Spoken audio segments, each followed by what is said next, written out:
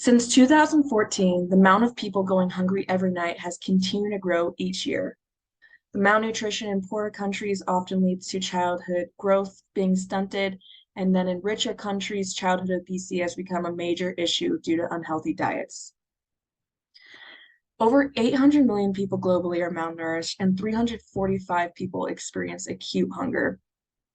Since the COVID-19 pandemic, there has been an increase of over 150 million people that go hungry every night. And many factors go into food security and accessibility. And some of these include conflict, inflation, climate change, and then also trade restrictions and political relationships.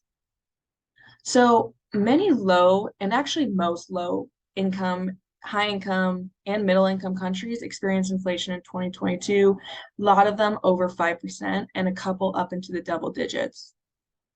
Conflict like the war in Ukraine has affected the global food supply significantly, and even more with countries in the Northern African and Middle Eastern regions who rely on grain imports from Russia or Ukraine. Now, this is important to us Montanans and just Americans in general, because although global food insecurity and inflation seems to be impacting developing countries more, we are still seeing in the United States, specifically in Montana, where supermarkets experienced over a 9% inflation rate in the past 2 years on food prices. And some of the countries located in the Northern African region, as I just mentioned, have experienced significant negative impacts from the past couple years of food insecurity, specifically Africa. At the continent as a whole, 1 in 5 people go hungry and are malnourished every night. Montana, the United States, and the world have seen the effects of global food insecurity since the pandemic and as a result of the other named factors. And there's a lot to work to be done before we can accomplish the SDG 2 in the next 8 years.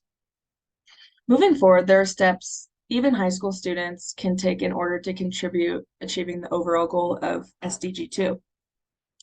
First, it is important to buy and shop from farms that use sustainable farming practices and organic growing of their crops and then also of their livestock. Climate change is one of the major contributors to food shortage, so it's essential we limit our climate impact. Secondly, reduce food waste if possible. In the richer countries, oftentimes food waste is coming from restaurants and individual households. So try to consume only what you know you will be using. And lastly, just inform your parents, classmates, peers about how they can also help reduce food waste and then also contribute to a higher rate of food security around the globe.